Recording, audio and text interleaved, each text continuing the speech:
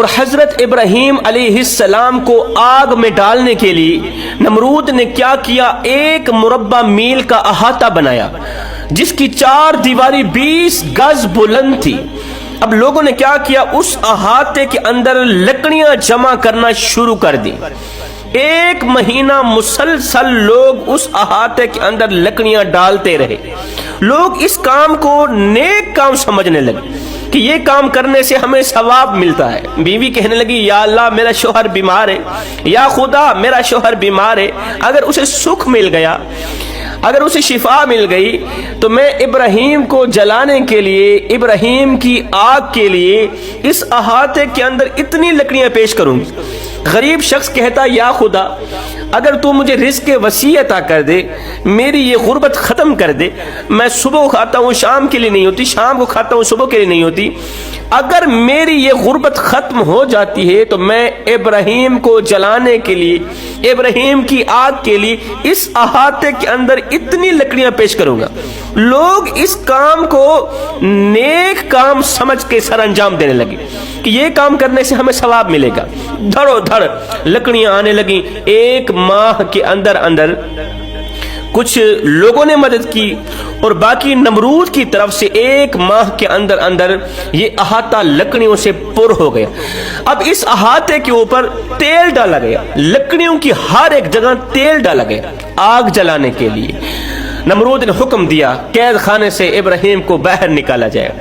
ادھر سے لوگوں نے زنجیروں میں جکڑے حضرت ابراہیم علیہ السلام کو قید خانے سے باہر نکالا۔ ادھر سے نمرود نے حکم دیا کہ لکڑیوں کے اندر آگ ڈالی جائے، آگ جلائی جائے۔ ایک دم آگ کا شعلہ نکلا، ایک دم آگ کے اندر سے شعلہ نکلا، یہ شعلہ آسمان کو چھونے لگا۔ یہ آگ اس قدر زور سے بھڑکی کہ آگ کے شعلے آسمان کو چھونے لگے۔ مجال تھی کہ کوئی پرندہ ان شعلوں کے اوپر سے گزرتا۔ ادھر سے حضرت ابراہیم علیہ السلام کو قید خانے سے باہر نکالا گیا آگ میں ڈالنے کے لیے۔ ادھر سے نمرود نے حکم دیا ابراہیم کو آگ میں ڈالا جائے۔ اللہ اکبر! ایک دم زمین و آسمان چیخ اٹھے۔ جب حضرت ابراہیم کو آگ میں ڈالا جا رہا تھا، پہاڑ رو رہے تھے، زمین و آسمان چیخ رہے تھے، فرشتے رو کر عرض گزار ہوئے یا باری تعالیٰ آج اگر تیرا خلیل آگ میں چلا گیا، آج اگر تیرے خلیل کو آگ نے جلا ڈالا تو پھر دنیا میں زمین پر تجھے سجدہ کرنے والا کوئی نہیں ہوگا۔ ہمارے رب خلیل کی مدد فرما، تیرا خلیل آگ میں جا رہا ہے، پھر دنیا میں زمین پر کوئی تجھے سجدہ کرنے والا نہیں ہوگا، ایک ہی تیرے آگے جھکنے والا ہے، وہ ہے تیرا خلیل، وہ ہے تیرا ابراہیم۔ آج اگر وہ بھی جل گیا تو پھر کوئی سجدہ کرنے والا نہیں آئے گا، کوئی سجدہ کرنے والا زمین پر نہیں رہے گا۔ اے 70 ماؤں سے بڑھ کے محبت کرنے والے رب، اے رات کو دن میں بدلنے والے رب، تو اپنے خلیل کی مدد فرمانا۔ میرے اللہ نے فرمایا فرشتو خلیل میرا دوست ہے اور میں خلیل کا دوست ہوں، خلیل میرا پیارا ہے اور میں خلیل کا پیارا ہوں، تم جاؤ میرے خلیل کے پاس، ابراہیم کے پاس جاؤ، مدد کی درخواست کرو، اگر وہ تم سے مدد مانگے تو خلیل کی ضرور مدد کرنا، اگر میرا ابراہیم تم سے مدد نہ مانگے پھر مدد کرنے کی کوئی ضرورت نہیں ہے، پھر حاجت کی کوئی ضرورت نہیں ہے، واپس چلے آنا۔ اللہ کا حکم سنتے ہی یہ فرشتے حضرت ابراہیم علیہ السلام کی خدمت میں حاضر ہوئے۔ سب سے پہلے پانی پر مقرر فرشتہ حضرت ابراہیم علیہ السلام کی خدمت میں حاضر ہوا، دست ادب کو جوڑ کر عرض گزار ہوا، اے اللہ کے نبی میں پانی پر موکل فرشتہ ہوں، پانی کے خزانے اللہ نے میرے ہاتھ میں دیے اور آپ کی خدمت میں بھیجا، آپ صرف آنکھوں سے اشارہ کریں، آپ کے ایک اشارے سے ابھی می برساتا ہوں، بارش برساتا ہوں، آگ بجھا دیتا ہوں۔ ابراہیم علیہ السلام نے جب فرشتے کی یہ مدد کی درخواست سنی تو اپنا رخ پھیرتے ہوئے کہا، اپنا چہرہ ایسے ہی پھیرتے ہوئے کہا مجھے غیر کی مدد کی ضرورت نہیں ہے، فرشتو مجھے مدد کی ضرورت نہیں ہے، یہ ابراہیم کی امتحان گاہ ہے، یہ آگ ابراہیم کے لیے امتحان گاہ ہے، اور امتحان گاہ میں مدد مانگنا، مدد لینا طالب علم کی کمزوری ہے۔ میں کمزور نہیں ہونا چاہتا۔ اس کے بعد ہوا پر موکل فرشتہ، ہوا کا موکل فرشتہ حضرت ابراہیم علیہ السلام کی خدمت میں حاضر ہوا۔ اللہ نے مجھے آپ کی خدمت میں بھیجا ہے، آپ بس آنکھوں سے ایک اشارہ کر دیں، میں ابھی ہوا کو حکم دیتا ہوں، ابھی پھونک مارتا ہوں، ساری کی ساری آگ بجھا کے رکھ دیتا ہوں۔ آپ نے رخ پھیرتے ہوئے کہا مجھے تیری مدد کی ضرورت نہیں ہے، چلے جاؤ، مجھے تمہاری حاجت کی ضرورت نہیں۔ اللہ اکبر۔ پھر حضرت جبریل علیہ السلام نے عرض کی، اے اللہ کے خلیل، اللہ کے پیارے، اللہ کے دوست، اگر تم غیروں سے مدد نہیں مانگنا چاہتے تو نہ مانگیں، اللہ سے مدد تو مانگ لو نا، اللہ سے مدد تو مانگ لو نا۔ یہ سن کر حضرت ابراہیم علیہ السلام فرمانے لگے کہ اے جبریل ایک بات تو بتا، کیا میرا اللہ نہیں جانتا جو کچھ نمرود کر رہا ہے؟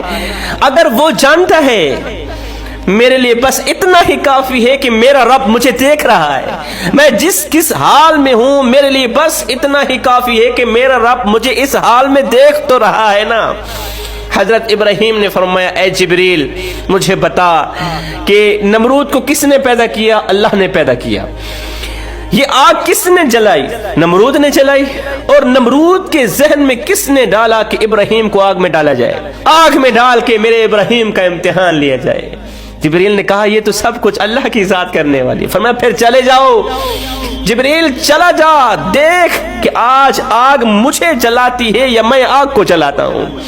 بس دیکھتے ہی رہنا کہ آج آگ خلیل کو جلاتی یا خلیل آگ کو اپنے عشق کی آگ میں جلاتا ہے۔ جبریل یہاں سے چلے جاؤ، اب رب کا دیدار کرنے کا وقت آ گیا ہے۔ میں نے آگ کے اندر اپنے رب کا دیدار کرنا ہے، اسی آگ کے اندر اپنے رب کو دیکھنا ہے، اسی آگ کے اندر دیدار کا وعدہ کیا ہے میرے رب نے۔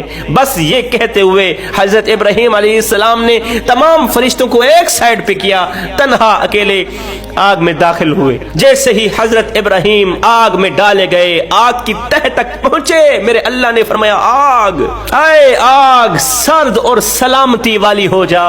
اے آگ اگر تو نے میرے ابراہیم کی زنجیروں کے سوا ایک بال بھی جلایا، ایک رونگٹا بھی جلایا تو یاد رکھنا تجھے ایسے عذاب میں ڈالوں گا جس کا کوئی شمار نہیں ہوگا، تجھے دردناک عذاب میں مبتلا کروں گا اگر تو نے میرے ابراہیم کا ایک بال بھی جلایا۔ ہے اسی وقت آگ میں جلنے والی لکڑیاں گلاب بن گئی، آگ کے اندر آب شیری کی نہریں جاری ہو گئی۔ 40 دن حضرت ابراہیم علیہ السلام اسی آگ کے اندر رہے۔ آگ کے اندر آپ کو وہ سرور اور راحت میسر ہوا، وہ سرور اور راحت میسر ہوا کہ آگ سے نکلنے کے بعد پھر زندگی میں نصیب نہ ہوا۔ جب یہ آگ ٹھنڈی ہو چکی تھی، جب تمام لوگوں کو پکا یقین ہو گیا تھا کہ ابراہیم ختم ہو گیا، ابراہیم کی ہڈیاں بھی جل گئیں، جب یہ آگ ٹھنڈی ہو گئی تو اللہ نے حضرت جبریل کو بھیجا۔